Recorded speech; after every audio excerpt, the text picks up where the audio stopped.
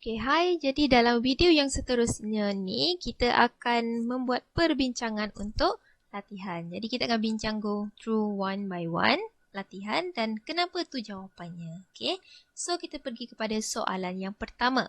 Soalan pertama, maklumat di bawah menunjukkan ciri-ciri keadaan jirim. Okay, so dia kata jirim ni dia ada jisim. Jadi semua jirim mesti ada jisim, tu memang benda wajib dah. Okey, lepas tu dia kata tidak mempunyai bentuk yang tetap. Kamu ingat balik jadual yang cikgu tunjuk. Tidak mempunyai bentuk yang tetap sama ada cecair ataupun gas. Sebab dia akan mengikut bekas yang kita letak. Okey, jadi C mesti salah dah sebab C ni pepejal. Pepejal mempunyai bentuk yang tetap. Yang tinggal adalah A cecair, B gas, D ni pun gas. D ni ambil kira wap udara ni bukan cerek. Okay. So, A, B dan D. Okay. Lepas tu kita tengok. Tidak dapat dimampatkan. Okay. Tidak dapat dimampatkan. Maksudnya kalau kita tekankan dia, dia akan tumpah daripada ruang yang dia ada sekarang. So, kalau kamu tengok udara, gas, kalau kamu letak picagari, kamu boleh tolak, tekan tarik, tolak, tekan tarik. Dia takkan, kamu takkan nampak sama ada dia akan memenuhi ruang ataupun dia akan melimpah keluar kan. So gas dia boleh dimampatkan. Tetapi cecair tak boleh dimampatkan. Sebab kamu bayangkan A ni dalam bikar ni cecair kan. Kalau kamu tekan lama-lama, kamu letak tangan kamu dalam bikar tu, air tu akan keluar. So, itu yang dimaksudkan dengan tidak boleh dimampatkan. Jadi, jawapan untuk soalan nombor 1 adalah A, iaitu cecair. Cecair mempunyai jisim, tidak mempunyai bentuk yang tetap dan tidak boleh dimampatkan. Okay. Nombor 2. Rajah 1 menunjukkan 3 radas makmal yang berbeza bentuk. Diisi dengan isi padu yang sama iaitu 100 cm3. Okay. Apakah kesimpulan yang boleh dibuat? Okay, kamu tengok sekarang dia bercakap mengenai cecair.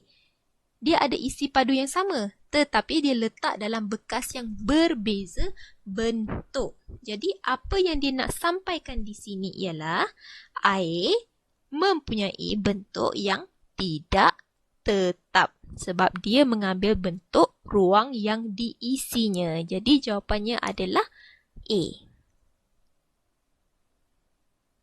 Soalan nombor 3. Antara yang berikut, yang manakah wujud dalam keadaan gas? A. Paku. Paku adalah pepejal. Okay. B. Asap. Asap adalah gas. Okay. So jawapannya adalah B. Okay, kita tengok C. C minyak masak. Kita tengok dia cecair kan. So dia dalam bentuk cecair. Cube ais bentuk yang keras. So dia adalah pepejal. Okay, so ulang sekali jawapannya adalah B. Asap wujud dalam bentuk gas. Antara pasangan berikut yang manakah adalah betul? Okay, kamu tengok cuka. Cuka dia macam air kan. So, dia dalam keadaan cecair. Betul lah A.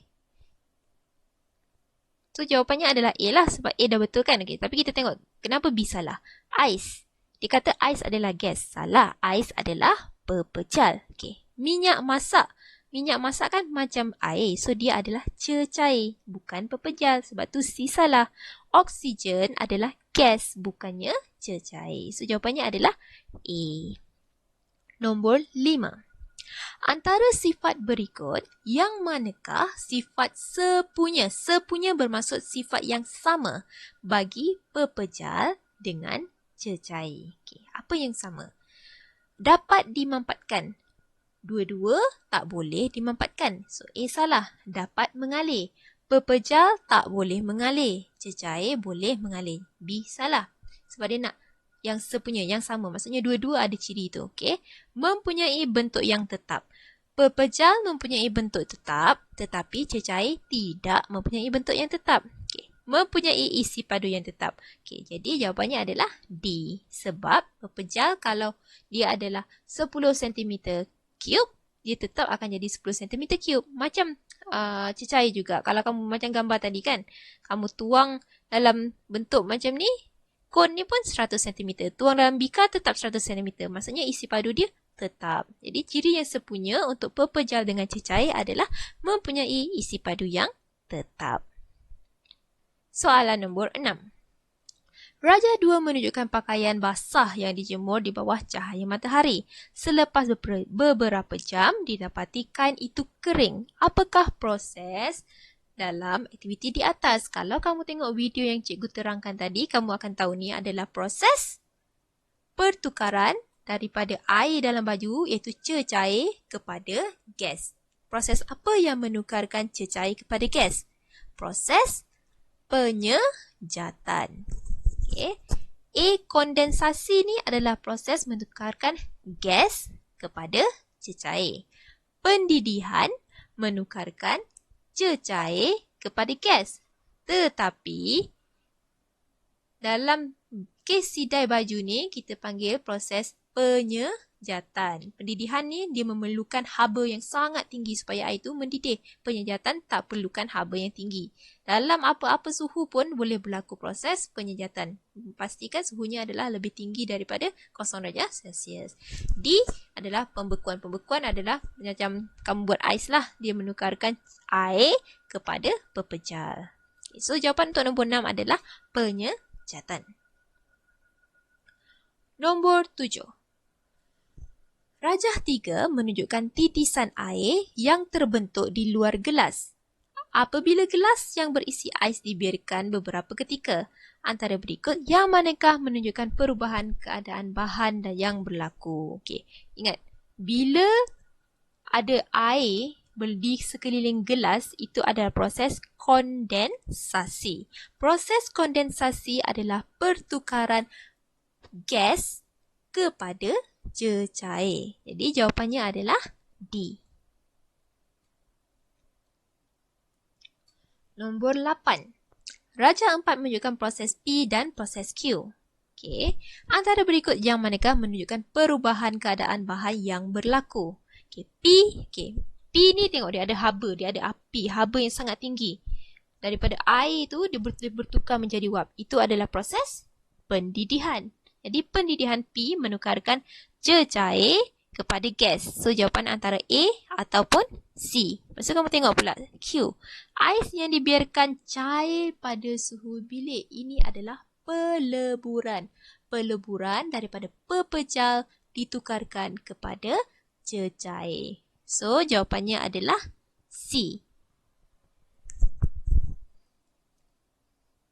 Nombor 9, antara yang berikut, yang manakah perubahan keadaan bahan dalam proses penyejatan? Okey, proses sidai baju tadi, penyejatan, dia menukarkan cecair kepada gas. Jadi jawapannya ialah B. Nombor 10. Antara maklumat di bawah merupakan perubahan keadaan bahan. Keadaan bahan X dan bahan, apakah keadaan bahan X dan bahan Y? Okey, dia tak bagi kamu apa, tapi dia bagi kamu proses yang berlaku. Pendidihan, apa yang menukarkan, apa yang jirim apa yang bertukar apabila berlaku pendidihan? Pendidihan adalah proses di mana cecair bertukar menjadi gas. Jadi kamu tengok anak panah daripada sini ke sini. Jadi bermaksud X adalah cecair, Y adalah gas. So jawapannya adalah A, cecair, X, Y adalah gas. Nak kepastian kamu tengok pula kondensasi. Kondensasi adalah proses gas kepada cecair. Jadi betul tak kalau Y tu cecair, Y tu gas, ditukarkan menjadi X cecair. Okay, betul. So jawapannya A. Nombor 11. Rajah 5 menunjukkan satu eksperimen tentang perubahan keadaan bahan. Antara yang berikut, yang manakah menunjukkan urutan yang betul bagi proses tersebut?